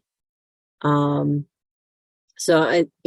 we've been seeing them in a lot of the projects that DOT has been doing, as well as some of the, I think it's a requirement of some of the NIFWIT grants that there be monitoring and an adaptive management plan. But it'd be best if for these types of projects at the lower level, kind of at, municipalities or even, smaller NGO projects, if they also incorporate those two provisions within their projects. So it just helps us regulate it better. Absolutely. Thank you. Thank you. Thank you so for persisting to share those comments, Suzanne. I know that we've titled this Constructing Adaptively in part because adaptive management is this really critical part to so many of these phases of these projects. And so really, as I'm thinking forward to future webinars, I know that Good Luck Point created an adaptive management plan that's been touted by NIMF. And I know there's some other examples out there. So I expect our participants will be seeing this theme come back, as well as appropriate site maintenance. And so those have been discussions in our organizing committee of, during this construction phase, what are the constraints on that? Is it multiple seasons? Is it a single season? And then when are you then in that maintenance or in that adaptive management phase? And so that's something that I know could be a really rich discussion, which we could certainly continue here with the folks that we have convened. But I think we can also expect to see this as an ongoing conversation and topic for this learning network to focus on. Adriana, I have one just on that conversation. I think one thing that's interesting when we're talking about construction is that, we're having adaptive management plans, we're adapting during construction, there's trigger points, but one of the things that ends up happening is that, there's monitoring going on, but sometimes you have to make decisions qualitatively. There's no data necessarily ready for you to make the decision. It's just the eye test. It's what you're saying. It's what the dredger is telling you. Chad's coming up and saying, look, we did 8 borings, but we have this huge sand body that we're hitting that, what do we do? And again, or something that's coming up. And I think that's one of the things that I would love to kind of hear more, just maybe have people thinking about, where sometimes you have to make these decisions on no data. Or it's just like what you're seeing or it's all observational. No, it's all observation. And I want to make sure that, like, so when people are thinking about that with the idea of like permits or adaptive management plans, sometimes, especially during construction, you know, you're having to make tough choices. And again, there's sometimes, and Scott will, I think, would reiterate this too, that sometimes you're working with people that don't want to make those tough choices, and they're just like, they want more data, like, give me more time. And sometimes you have to rush and be like, you know, from the standpoint of the dredgers, like, I can't be down forever. Like, I need to keep pumping. What do I do? And I think this is some of the loop, as like, as the resource managers or the project manager, you get stuck in this loop of like, well, I don't really have much to go on other than what I'm seeing. And my gut feeling is this, and I want to do this because it's something, you know, we can plan for only so much, but then there's that stuff that comes out outside of that. How do we incorporate that? I think that's a great question. I might kick that to Lenore, not to take over Tom and Laura's thunder, but you know, what kinds of things, you know, on the observational side, what should we all be looking for? And then what are those trigger points? If you or others could speak to that. Yeah, I think that one of the key things about all of this is, depending on how big your sites are, your ability to observe is actually pretty limited, right? You can't get out in the soup and slop. So, you know, thinking about what that means. I mean, literally the project that we're waiting to restart now, we installed a series of cameras up on posts so we could see what was happening and transmitting back. So just getting some stuff in other places so you can see, you can't access. So there is that.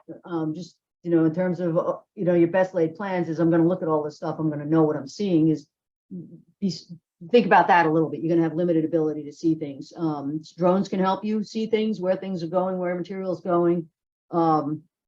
But basically what I'm getting at is you're going to be remotely seeing sites, especially large sites, and what's happening in the interior of them in terms of seeing. Yeah, I don't know. We watch sites in terms of where's the sediment going, where's material going. Our biggest challenge is always where the effluent's going, and once it starts going somewhere you don't necessarily want it. We've been pretty unsuccessful having it do anything other than that. Once water finds its way, it's going that way. And then what do you do about that? So that's really what we're looking for. We know the sediment's going to be. I'm typically working the harder projects, as Bart said, are these mixed sediment systems. You do get sand falling out. They do change flow pathways. Tides are interesting, playing with the tides. I saw that was in Ram's comments. You know, can you use that to your advantage to have material? You know, you get into the muddier material, and you pumping at high tide so that it's dropping out right away instead of moving further away at low tide. So it's things like that that you can think about when you're seeing things that aren't happening, that you can start thinking what your toolkit is. But I think the other side of an adaptive management plan is if then. But the then is, what's actually your toolkit to respond to this, other than shutting down for 3 weeks while you try to re-engineer your site, which isn't realistic either. So my advice is what is your toolkit of then, and then back into the what, to come up with a list of what you're looking for. And again, who's on site and what are they trained to see? You know, I go on a site, I'm looking at sediment and grain size and flow velocities.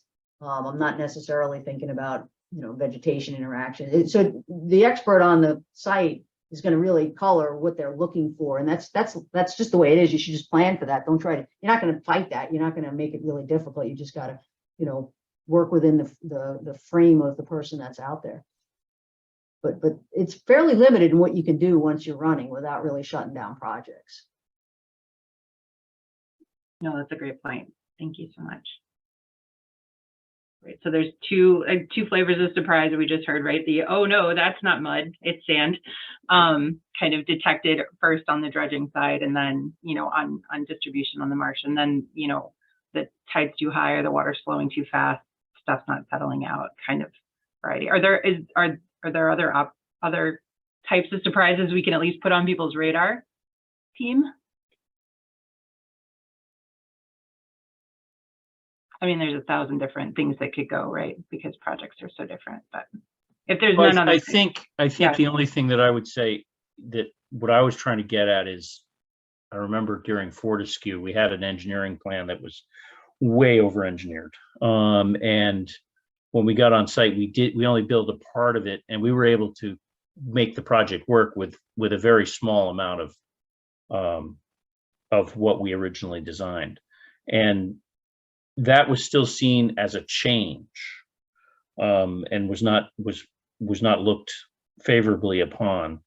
And I think what I'd like to see is that we tie whatever adaptive management, whatever design we have to performance, some sort of performance spec. In other words, defining, we need to be careful. We need to make sure we define our success criteria up front. And if we can define performance in ways that are measurable out there in the field, rather than prescribing a specific set of equipment or control structures, that needs to have some flexibility in it, in order for us to be able to make the kind of decisions on the fly that keep the material where we want it.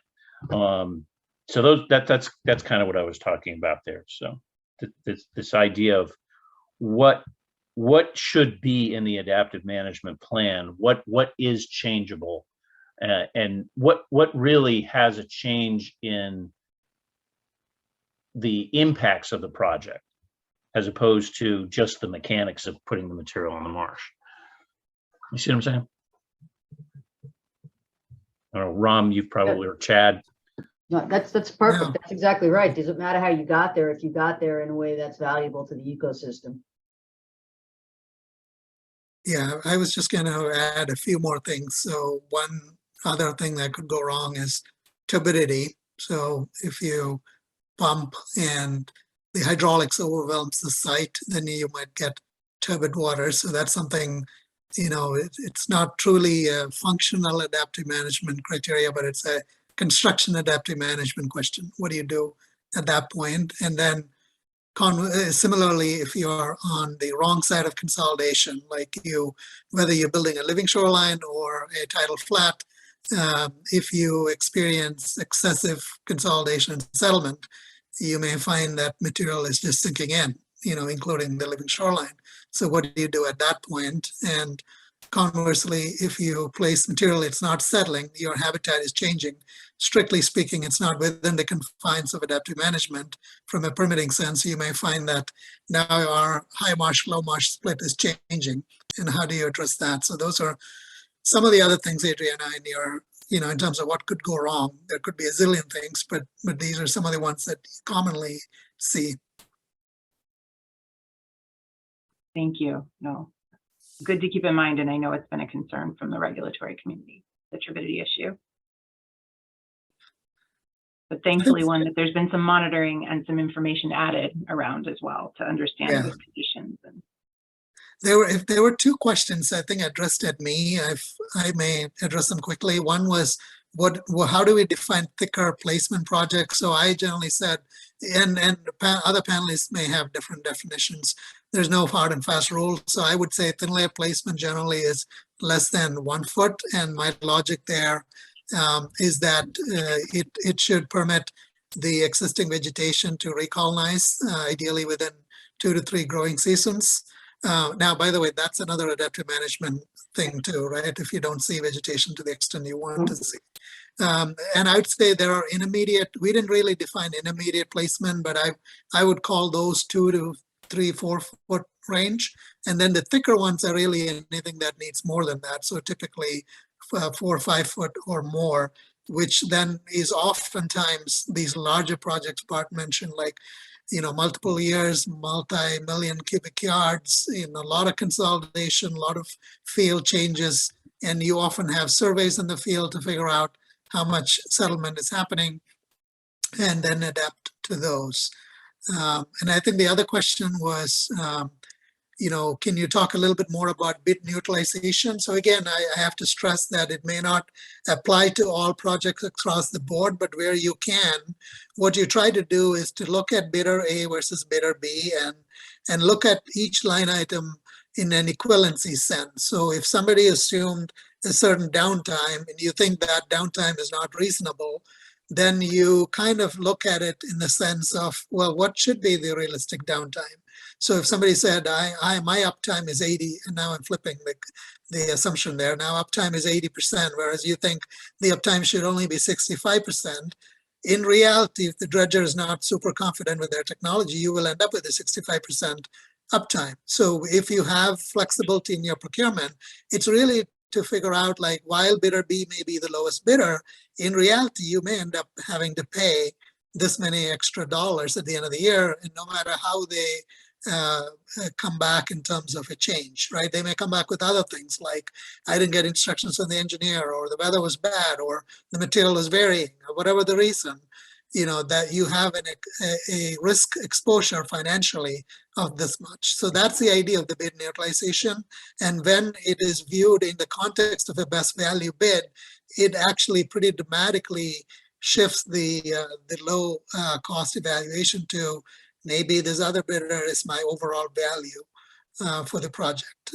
Where you don't have that, you can then look at that bid neutralization and say, well, while bidder A is the lowest bidder, I probably should prudently plan for another 20% in my budget by the time I'm done. So that's the way you could use it. Great. Thank you for catching those, Ron. Sure. Yeah, thank you. I didn't see any more in the general chat, but one of the things, Ram, you had kind of closed with was, at what point do we determine a project is successful or not, and when does it end, right? You had even suggested that maybe we look at these projects more like we look at these beach fill projects in 50-year commitments, right? And so when are we done, I guess is the question, and when is the contractor's role done, right? Is it a certain period of performance and then you move on to another bid, or how do you see that, or how does the panel see that? When are we at success? Yeah, I mean, it's a good point to debate. And I would say the contractors probably, to be fair, it's probably like a year after construction. It could even be right after construction. But if there's planting and vegetation success as a metric, then I would say it's typically the 1 year period. You could go beyond that, but then it adds price. Basically, I've heard, and I'm interested in Chad's opinion on this, when you increase the 1 year plant warranty to 2 years, basically you assume an entire replanting is what I've heard. So you might as well pay that out of your own pocket if you're planning to go that way. In terms of how you measure success, considering, again, depending on the goal of the project, right? So if the thin layer project is the goal, and if generally we know, based on all this extensive data set, that could be anywhere between 2 to 4 growing season that you will see good revegetation back.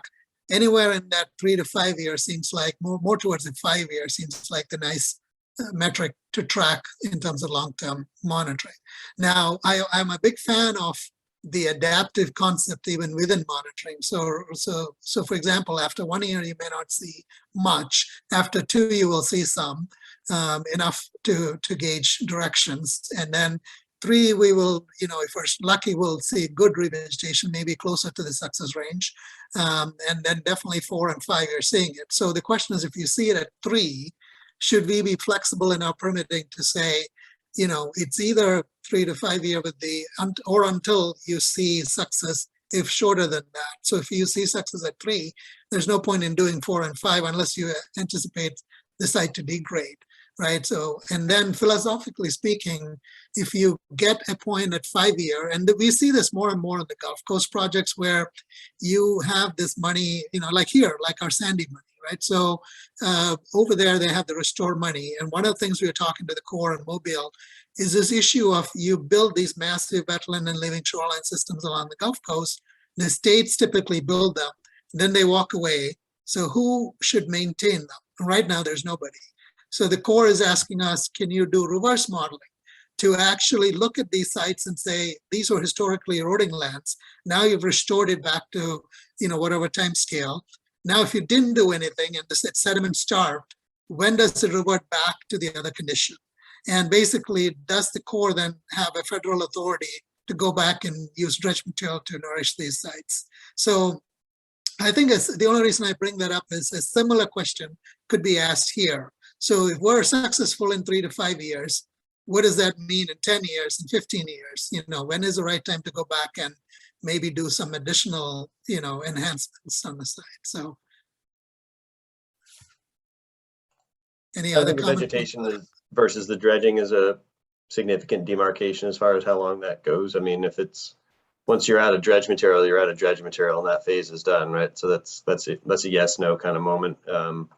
I think part of that is, and one of my questions to have, the other panelists and folks involved with this is where that adaptive management responsibility falls post-construction, because it could be, and I know, some of the projects up in New England, there's been sub-placement runneling or clearing out some of the drainage ditches to just get the water, any impounded water areas going where they want it to go. And so that's an element of it. The planting part, if the elevations are good and the soils are good, salt marsh plants are really good at establishing. I wouldn't necessarily say that we're looking at full replacement, but I do think, and I know that it's happened in the past on some of these jobs, is some of the material that gets placed just doesn't take the plantings that well. It's no fault of the contractor putting them in, the supplier providing the plants, or the installation methodology. It could just be that you end up with some finer grain clay stuff, and it's a detriment to plant establishment and expansion. So I think that's where some of that, I don't know if there's a way to have a control in native marsh or something like that, but if it's on us, then that's where some of that concern and variability comes in. So just knowing that that's happened in the past, we would come into that warranty element of a plant installation with a little bit of pause if that was part of the project. From our perspective, Tom, the dredging project needs to be separate from what happens in the out years. Yeah. Because the dredging project, from the way we do it at DOT, the dredging project is pretty canned and prescribed, and I can set that up. And I've looked at the adaptive management process as being very unpredictable. And although I could see going out to bid for an adaptive management package, I don't see connecting that. It's not, our procurement process doesn't allow us to connect the two in a way that makes sense. I would end up paying a lot more money for adaptive management in the out years because it's pretty much unpredictable what's going to happen. I'd rather just figure out what we need to do and pick a contracting mechanism and a contractor that makes sense for the adaptive management activities that I need to do in any given year on any number of sites, then try to tie each project and having these dredging projects go out 4, 5, 6 years. That's just not practical. And the other aspect of that, Scott, is that the dredge is gone by then, right? So it's not exactly your adaptive management from a additional sediment source material is the next time you need to dredge the channel. And exactly at that point, you might have another shot at, if sea levels outstripped where we thought it was going to be, or you ended up short on the material the last time, that the next time the driver is to remove some material. If there's if it's warranted going to that place, then you could. But the adaptive management part is that's teed up for a job order contract through DOT. I mean, that's something where you've got an assortment of activities. You don't know when you're going to need them, but you're going to need them, and you put that all together and task it out. But that's a mechanism that you have that some entities may not.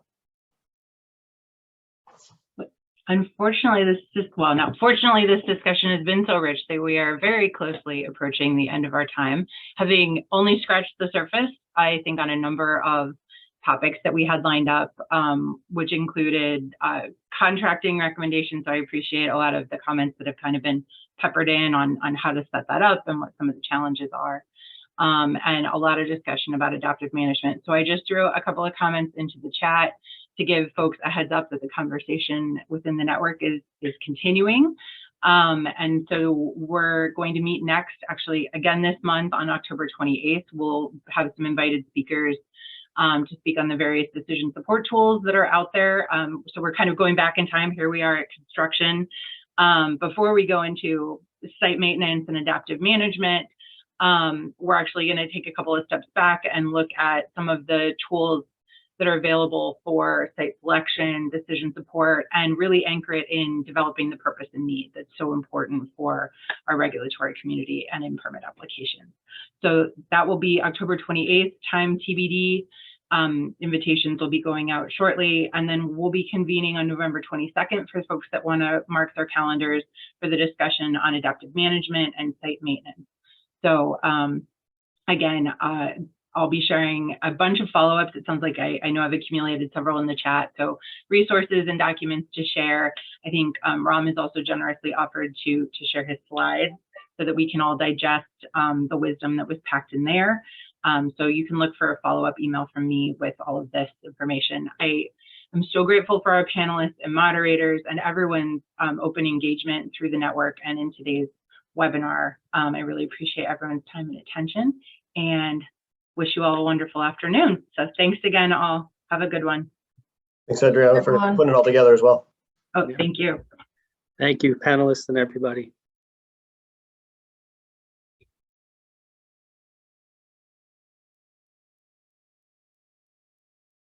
All right. So Laura, I'll do my trimming per the usual. Sounds good. I'll get it posted. Great. I should be able to do that today. So we'll give folks a chance to. No Hit rush. the stop button so you don't have to trim more. Oh, wait. Yeah, Good point. too late. Oh, I usually end up sitting